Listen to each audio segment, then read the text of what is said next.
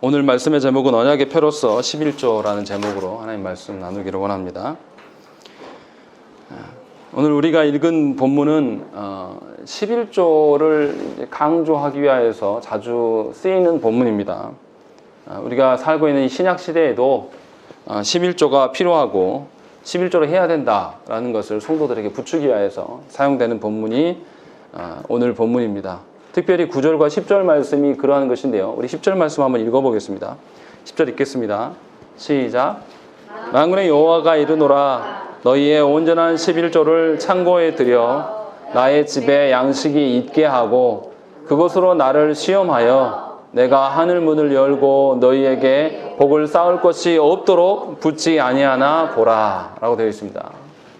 이 10절 말씀을 근거로 우리가 어떻게 주장을 하냐면 온전한 11조를 내면 하나님이 복 주신다. 온전한 11조를 내지 않으면 하나님이 복 주시지 않는다 라고 이야기하면서 온전한 11조를 하면 더 많은 물질을 주실 것처럼 이렇게 남용하는 구절이 바로 오늘 본문의 말씀입니다.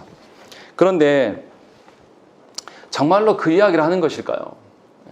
사실 좀 더 냉정하게 이야기해서 말씀드리면 11조만 하면 11조보다 더 많은 것을 부어주신다. 이게 사실은 말이 되는 것일까요? 투자의 개념밖에 되지 않는 것이죠. 그래서 성도들을 타락하게 하고 성도들을 만몬을 숭배할 수 있도록 근거를 제시하는 것이 바로 이런 해석입니다. 그럼에도 불구하고 한국 교회 안에서 11조에 대한 언급을 나오면 꼭 이 부분이 등장합니다. 그런데 오늘 본문에서는 정말 그것을 이야기하고 있는 것인가 반드시 점검을 해야 되는 것이고 그것이 아니라면 하나님께서 무슨 이야기를 지금 하고 계시는가 이것을 우리가 살펴야 되는 것입니다. 먼저 11조 오늘 본문의 이야기 본문 들어가기 전에 우리가 기억하셔야 될 것은 성경을 해석하는 문제를 한번 우리가 생각을 해봐야 됩니다. 성경을 해석할 때에 반드시 앞뒤 맥락과 통일성이 있어야 되는 것이죠. 예를 들어서 한 장에서 이야기하는 거면 그 장의 맥락에 맞게끔 본문을 읽고 구절을 읽어 나가야 되는 것이죠. 그 장과 상관없이 또는 그 성경 각권과 상관없는 주제를 갖다가 막 도입하는 것은 성경을 읽는 것이 아니라 자기 생각대로 성경을 보는 것입니다. 예를 들면 이런 거죠. 우리가 마태복음 6장에 뭐가 나옵니까? 마태복음 6장에 뭐가 예수님이 우리에게 주기도문을 주시죠. 근데 그 주기도문에서 일용할 양식을 주옵시고 라고 하나님께 일용할 양식을 달라고 구하는 것처럼 들려지는 그 구절이 있습니다. 그런데 한국 교회에서 이것을 어떻게 하냐면 우리의 필요를 채워달라 이렇게 해석을 합니다. 그런데 만약에 그게 그렇다라면 마태복음 6장 내에서 하나님께서 예수님께서 뒷부분에서 너희의 마실 것, 먹을 것, 입을 것을 구하지 말라고 하시면 어떻게 해석을 해야 되겠습니까? 한 번만 언급하는 것이 아니라 두 번이나 언급을 하고 이러한 것들을 구하는 자들은 이방인의 기도하는 것과 같다라고 예수님이 말씀하신다는 것이죠. 같은 6장 내에서. 그래서 사실은 주기도문에 일용할 양식을 주옵시고라는 개념은 우리의 날마다 살아갈 수 있는 힘과 능력이 하나님께 있다라는 것을 인정해 드리는 것이지 우리의 필요를 채우는 것이 절대 아님에도 불구하고 우리의 필요를 채우는 것처럼 해석을 하고 그것을 남용하는 것이 우리의 현실입니다. 왜 이렇게 하느냐?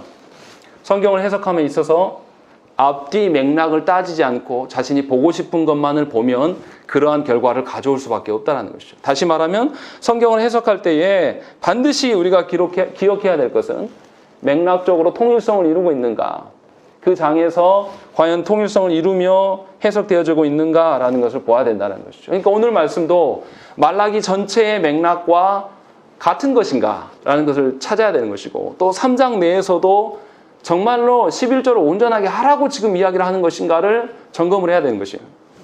그렇지 않으면 이 의미를 알 수가 없고 우리 식대로 해석을 할 수밖에 없다는 것입니다. 그런 점에서 먼저 우리가 기억하셔야 될 게 그렇다면 이제 오늘 본문에서 하나님이 말씀하시는 그 대상이 누구인가 하나님께서 책망하는 대상이 누구인가를 먼저 확인해야 되는 것입니다. 우리가 계속 말라기서를 읽어가고 있는데 하나님께서 누구를 책망하십니까? 이스라엘 사람들을 책망하는 건 맞죠. 그런데 이스라엘 사람들 중에서 누구를 책망하십니까? 특별히 제사장에 대한 책망이 많이 드러납니다. 1장 6절 보시면 내 이름을 멸시하는 제사장들아 라고 이야기를 하고 있고, 2장 1절도 보시면 너희 제사장들아 라고 이야기하고, 또 7절에도 보시면 제사장의 입술은 지식을 지켜야 한다 라고 이야기하면서 하나님께서 계속해서 직접적으로 제사장을 지목하고 계십니다. 물론 이 제사장들의 타락이 온 이스라엘의 타락을 가져오기 때문에 포괄적으로 생각하면 이스라엘을 향해서 말씀하심도 맞아요.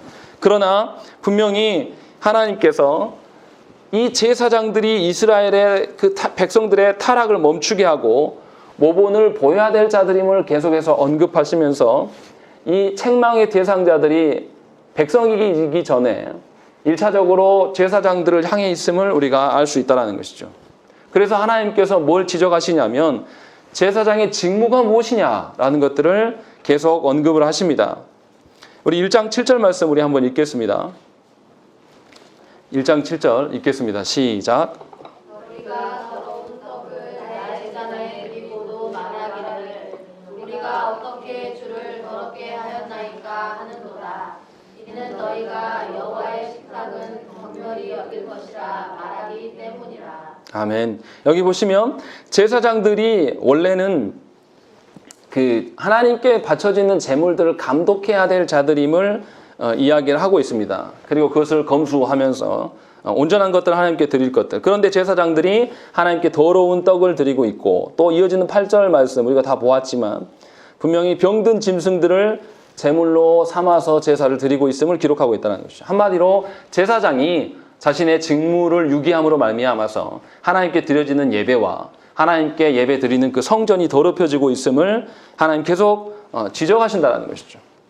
그러함에도 불구하고 제사장들이 어떻게 하냐면 아주 뻔뻔하게 하나님께 제사함을 귀찮은 것으로 여기고 번거로운 것으로 여기면서 도리어 하나님께 뭐라고 하냐면 우리가 더럽힌 게 아니라 식탁이 원래 더러워졌었기 때문에 더럽혀진 것입니다. 이렇게 핑계하는 것이 1장 12절과 13절에서 언급하는 내용들입니다.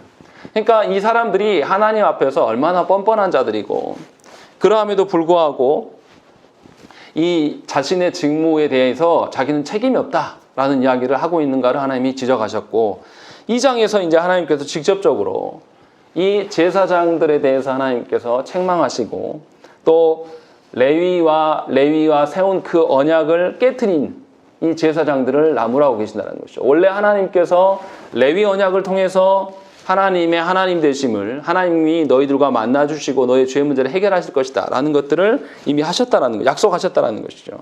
그런데 이 제사장들이 레위 언약을 깨트리고 하나님과의 관계를 깨지는 것으로 몰아갔다는 것입니다. 그래서 하나님께서 무슨 이야기 합니까? 이스라엘이 타락함으로 말미암아서 이방신의 그 자녀들과 결혼한다라고 이야기하면서 이방신의 딸과 결혼하면서 그들이 정체성을 잃어버렸다라고 지적하신다라는 것이죠. 같은 시대에 느헤미야에 있었던 느헤미야 13장의 말씀에서도 동일한 이야기가 나옵니다. 유다 사람들이 이방 사람들과 혼인하니까 그 낳은 자녀들이 어떻게 되냐면 유다의 말을 하지 못하게 됩니다. 오히려 이방 말들을 하기 시작해요. 그러니까 자신들의 정체성을 잃어버리는 것이죠. 그래서 하나님께서 제사장 직분과 레위 사람에 대한 그 언약이 어겨졌기 때문에 이러한 일들이 일어났다 하면서 책망하고 계시는 본문이 느헤미야 13장 28절과 29절 말씀입니다. 제가 읽어드리겠습니다. 대제사장 엘리야십의 손자 요야다의 아들 하나가 호론 사람 산발랏의 사위가 되었으므로 내가 쫓아내어 나를 떠나게 하였느니라. 내 하나님이여, 그들이 제사장의 직분을 더럽히고 제사장의 직분과 레위 사람에 대한 언약을 어겼사오니 그들을 기억하옵소서. 아멘. 이렇게 기록하고 있는 것입니다. 무슨 말씀이냐면 지금 하나님께서 제사장들에 대해서 지적을 하시고 제사장들의 직무유기로 말미암아서 언약 관계가 훼손됨을 하나님 계속 이야기를 하고 계신다는 것이죠.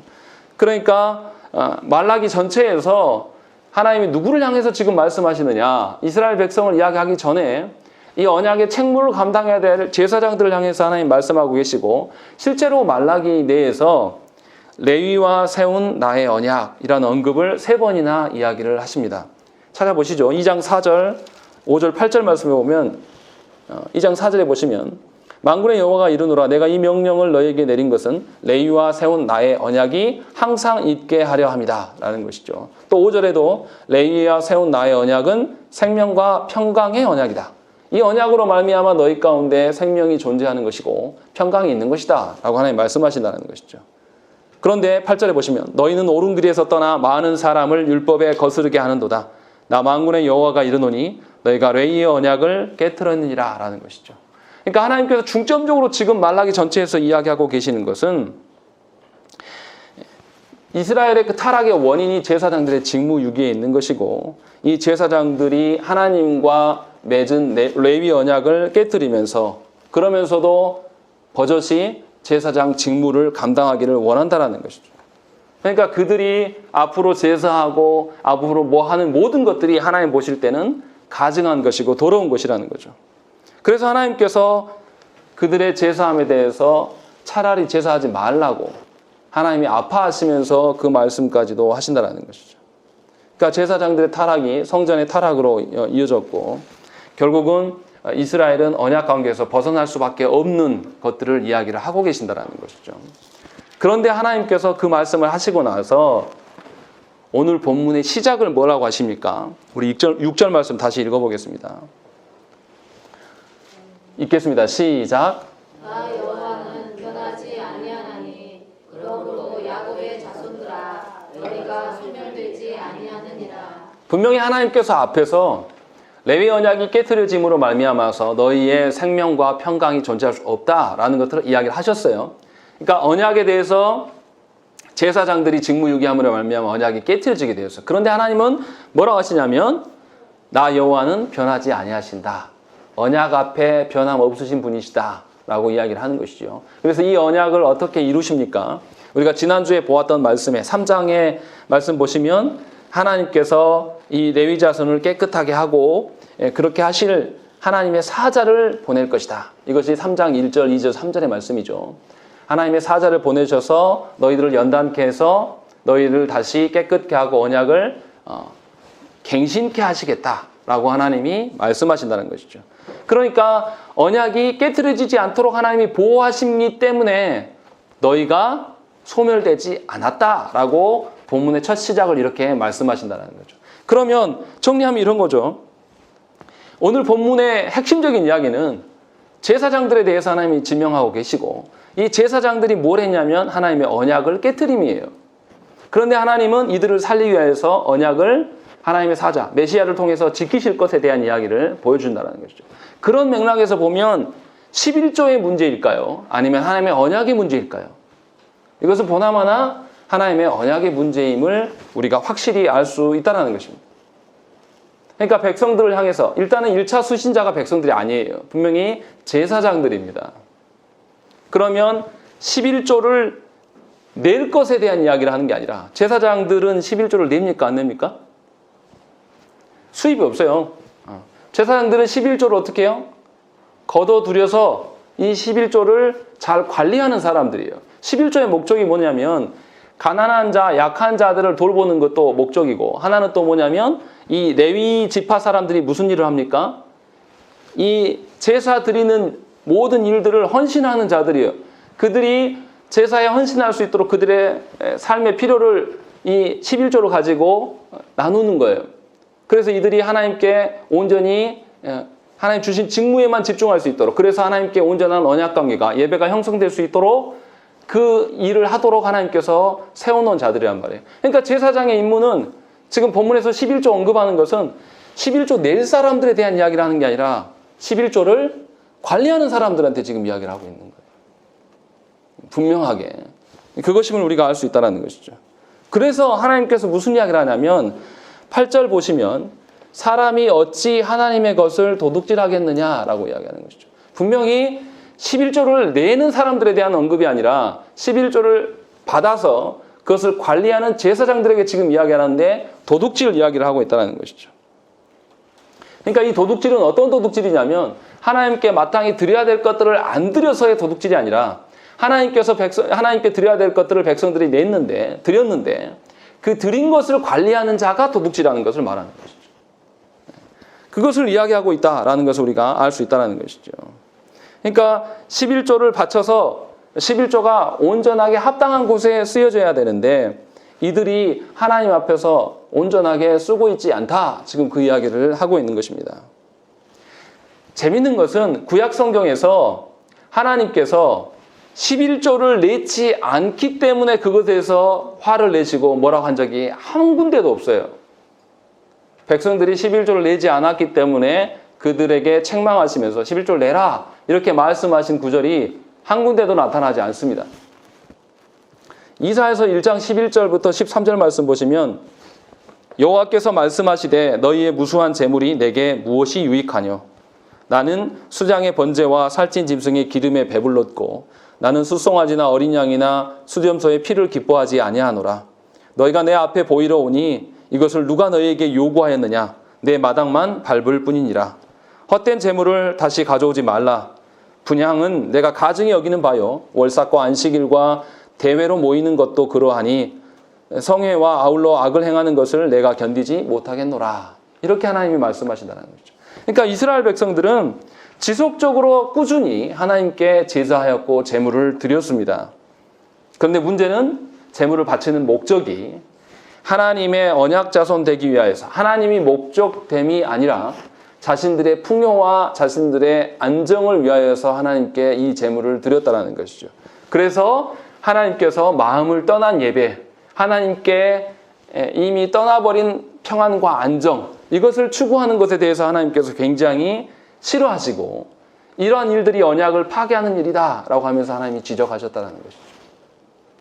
그러니까 분명하게 8절에서 언급하고 있는 것은 하나님의 그 11조를 도둑질함으로 하나님의 언약 관계를 훼손하고 있음을 이야기를 하고 있는 것이지 11조를 안 했기 때문에 온전한 11조를 안 드리기 때문에 그것을 지적하고 있는 것이 아니란 말이에요.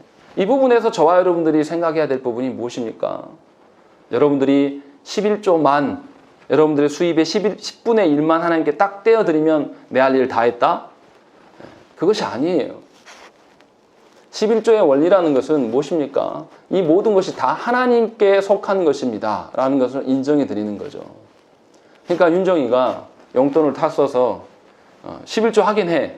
하는데 10분의 9를 하나님의 이름을 먹칠하는데 사용한단 말이에요. 예를 들어서 쓸데없는 일들, 아니면 뭐 게임에 중독한다든지 어떤 뭐 다른 나쁜 일들에 남용하면 11조가 아무런 의미가 없어요.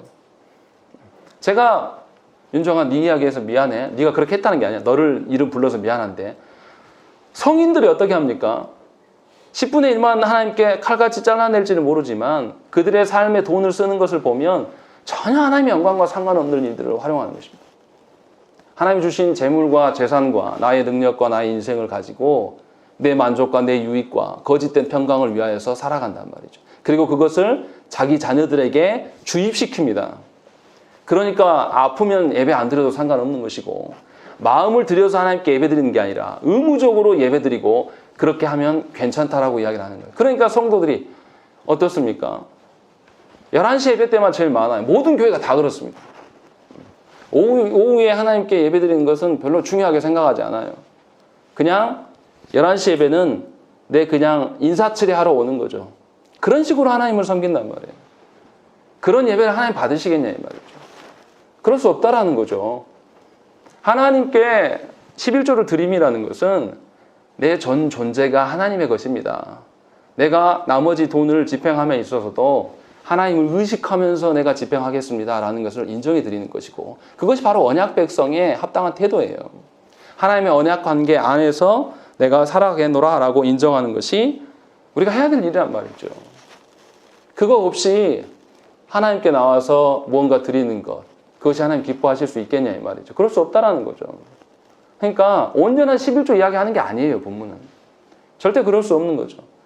아니 저도요. 제 자녀가 우리 규현이가 저한테 와서 뭘 주는데 어떤 목적을 갖고 오면 별로 안 좋아요. 아직 아이니까 애기니까 이해는 하지만 이것을 가르쳐야 되겠다는 생각이 들어요.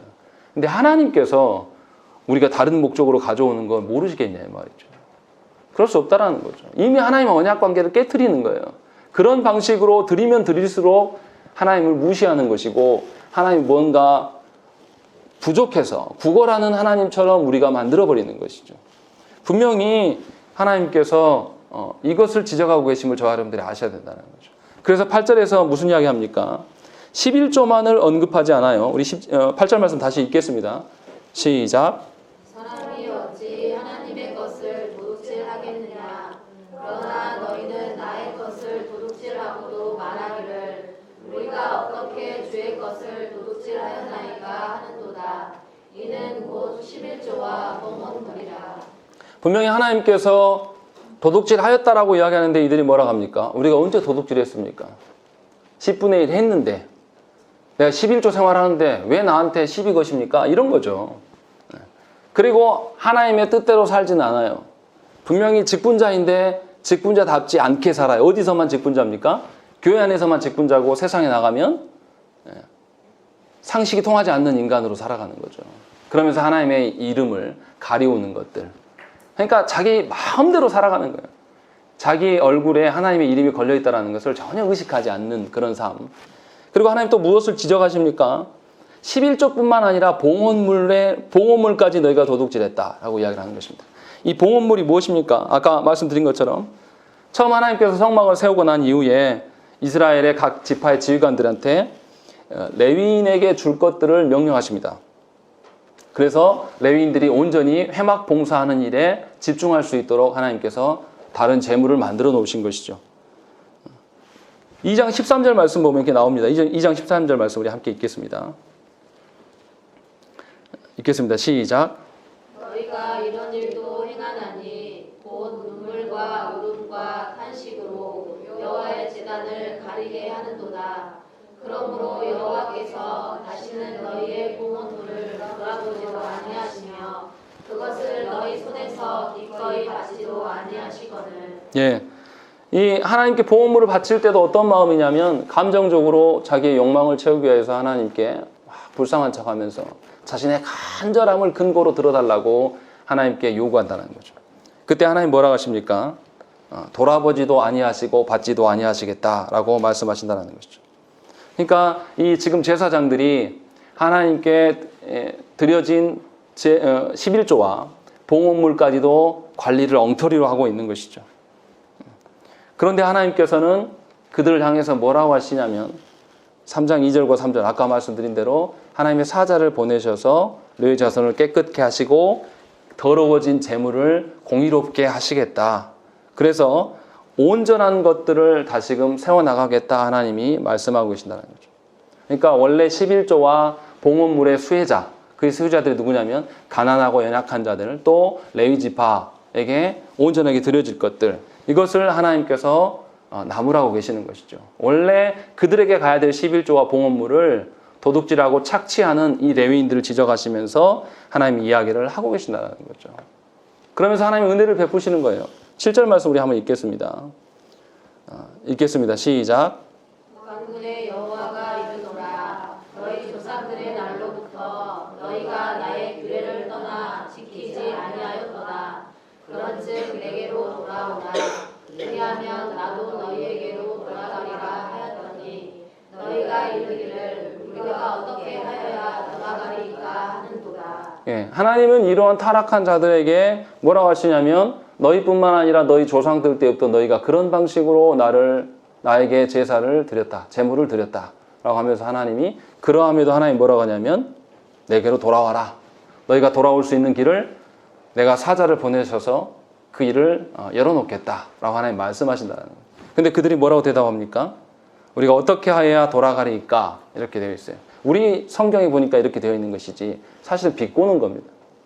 돌아갈 수 있습니까? 라고. 왜 그렇습니까? 8절 말씀 보면 뻔한 거죠. 하나님이 도둑질했다 라고 이야기하는데도 이들이 우리가 언제 도둑질했습니까? 라고 하나님께 대항하는 걸 보면 7절의 말씀도 정말 돌아가고 싶어서 이 말을 하는 것이 아니라 돌아갈 길이 있겠습니다. 있기나 하겠습니까? 그리고 우리가 돌아갈 만한 그런 일을 한 적도 없습니다. 라고 이야기를 하고 있는 것이죠. 그러니까 분명히 하나님께서는 기회를 주시고 다시금 이 언약 백성을 저주 가운데 두지 않게 하기 위해서 부르고 계심에도 불구하고 그들이 하나님 앞에 잘 돌아오지 않는다라는 것이죠. 그런 상황 속에서 하나님이 9절과 10절 말씀을 하시는 거예요. 이제 배경을 알았으니까 9절 10절 말씀 다시 읽겠습니다. 시작. 너희 곧 온 나라가 나의 것을 누구지 하였으므로 너희가 저주를 받았느니라. 만군의 여호와가 이르노라. 너희의 온전한 11조를 창고에 들여 나의 집에 양식이 있게 하고 그것으로 나를 시험하여 내가 하늘 문을 열고 너희에게 복을 쌓을 곳이 없도록 굳이 아니하나 보라. 아멘. 이 말씀에서 하는 게 뭡니까? 하나님께서 온전한 11조를 창고에 들여놔라 라고 이야기를 하고 있는 거죠. 왜 그렇습니까? 11조가 원래 마땅히 쓰여야 될 곳에 가 있어야 되는데 이것을 도둑질하는 것을 하나님 지적하시고 다시 있어야 할 자리에 갖다 놔라. 그렇게 하면 하나님이 언약 관계를 회복하시고 너희들에게 복을 주실 것이다 라고 이야기를 하고 계신다는 거죠. 그러니까 백성들이 11조를 제대로 해라 요 말이 아니에요. 하나님의 언약 관계를 깨트리는 방식으로서의 그 11조 남용에 대해서 이야기를 하고 있다는 것이죠. 그러니까 제사장들이 백성들이 드리는 11조 중에서 좋은 봉헌물 중에서 좋은 것들은 자기들이 빼돌려요. 그리고 흠이 있는 것으로 바꿔치기를 하고 또 그런 방식으로 재산을 축적하고 있음을 1장에서도 하나님께서 언급을 하셨습니다. 또 봉헌물이 성전에서 합당하게 쓰여서 이 레위인들에게 이것이 제공됨으로 말미암아서 그들이 하나님의 그 성전 봉사에 집중할 수 있도록 만들어야 되는데 이 중간에 제사장들이 이 물건들을 착취함으로 말미암아서 이들이 거기에 집중할 수 없게 만드는, 그러니까 하나님의 언약 관계를 갱신할 수 있는 예배를 파괴하는 방식으로 쓰고 있음을 하나님이 계속해서 지적하셨다는 것이죠. 그래서 하나님은 그러함에도 불구하고 이 백성들을 살리시기 위하여서 언약 관계를 회복하시겠다. 친히 본인이 회복하시기 위하여서 메시아를 보내실 것이고 그 메시아가 하나님 앞에서 온전한 기능들을 회복해 하실 때에 너희가 살 것이다. 그러니 지금이라도 마음을 돌이켜 하나님께 돌아와라 라고 이야기를 하고 있다는 것이죠. 그러니까 하나님께서 지금 이야기하고 계시는 것은 언약관계의 회복에 대한 이야기를 하고 있는 것입니다. 그냥 물질에 대한 이야기를 하고 있는 것이 아니에요. 그러니까 이 본문을 보면서 11조를 온전하게 드리면 우리가 복을 받는다 이런 소리 듣고 계시면 안 돼요. 제 말씀을 또 오해해서 그럼 신약시대에 11조 할 필요 없습니까? 뭐 이것을 말하는 것도 아닙니다. 11조에 대해서는 나중에 또 설명할 기회가 있을 것입니다. 그러나 분명하게 오늘 본문에서 11조를 말하고 있음이 아님을 확실하게 우리 저와 여러분들이 아셔야 된다는 것이죠. 도리어 우리가 하나님의 언약 관계 안에 있는가, 하나님의 언약 백성으로서 우리가 살아가고 있는가, 이 말은 뭡니까? 하나님의 주신 언약에 대해서 우리가 얼마나 성실하게 이행하고 살아가는가, 우리가 그것을 얼마나 지키고 살아가려고 애쓰며 노력하는가, 이것을 이야기하고 있다는 것이죠. 그래서 하나님께서 뭐라고까지 이야기하십니까? 10절에 보시면 그것으로 나를 시험하라 라고 하는 거죠. 어떻게 사람이 하나님을 시험합니까? 아주 불경한 일이죠. 그런데 하나님께서 믿지 못하겠으면 이 일들로 인해 11조를 온전한 곳에 다시 갖다 둠으로 말미암아 내가 언약을 지키는지 안 지키는지 테스트해봐라. 이렇게까지 하나님이 이야기를 하신다는 거죠. 이 말씀 뭡니까? 하나님께서 저와 여러분들에게 간절하게 돌아오라고 이야기를 하는 거예요. 하나님을 시험해서라도 하나님의 말씀이 틀린지 아닌지 확인하고 그렇게라도 돌아와라 라고 이야기를 하는 것이죠. 사실은 하나님께서 이렇게 말씀하시면 당연한 것이죠. 아, 그럼 돌아가야 되겠다 라고 생각하는 것이 우리 피조물에 합당한 태도인데도 불구하고 하나님은 우리에게 엄청난 기회를 주시면서 돌아올 것을 요청하고 있는 것이죠. 이 말씀은 그냥 하신 말씀이 아니에요.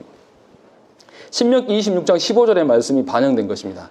신명기 26장 15절 말씀, 원하건대 주의 거룩한 초소 하늘에서 보시고 주의 백성 이스라엘에게 복을 주시며 우리 조상들에게 맹세하여 우리에게 주신 젖과 꿀이 흐르는 땅에 복을 내리소서 할지니라 라는 것이죠. 이게 무슨 말씀입니까? 하나님께서 분명히 약속하시고 약속의 땅 가나안 땅으로 하나님이 이끄신다고 약속을 하셨습니다.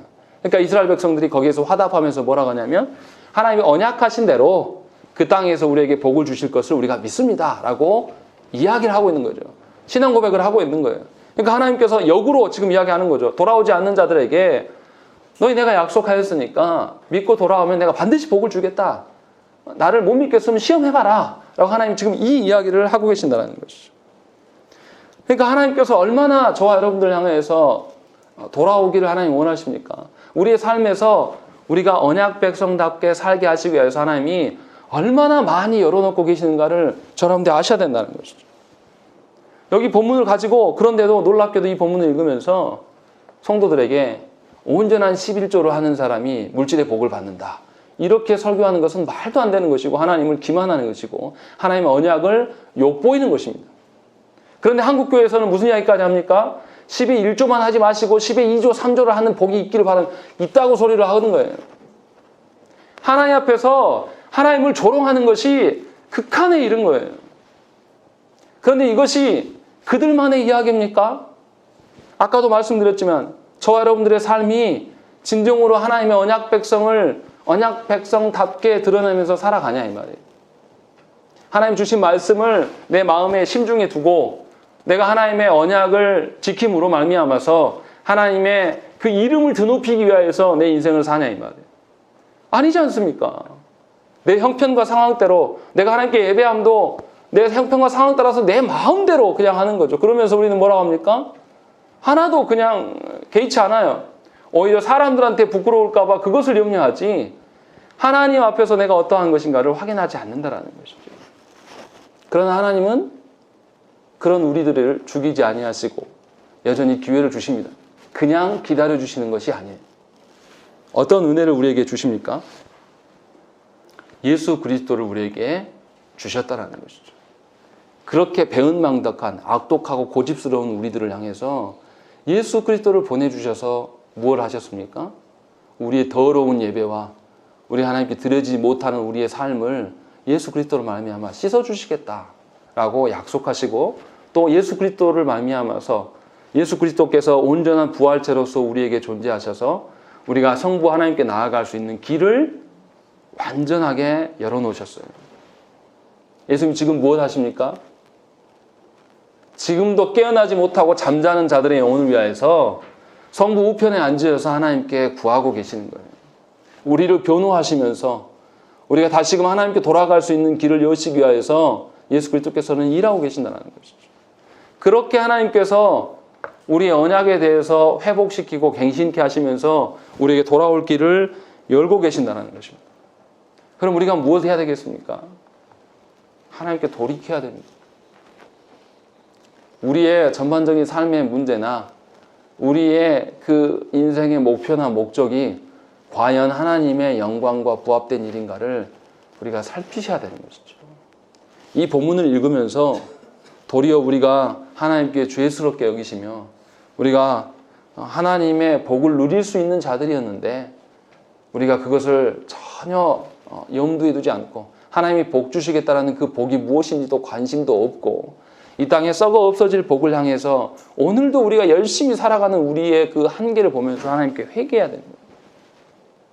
심지어 자녀들에게까지 하나님의 어떠함을 가르치지 못하고 세상의 어떠한 가치를 심겨주면서 그것 못하면은 인생이 끝난 것처럼 가르침에 대해서 부모들이 회개하셔야 되는 거예요. 여러분들 자녀들이 왜 예수 믿지 않습니까? 여러분들이 부모로서의 그 직무유기하였기 때문에 그런 것이죠.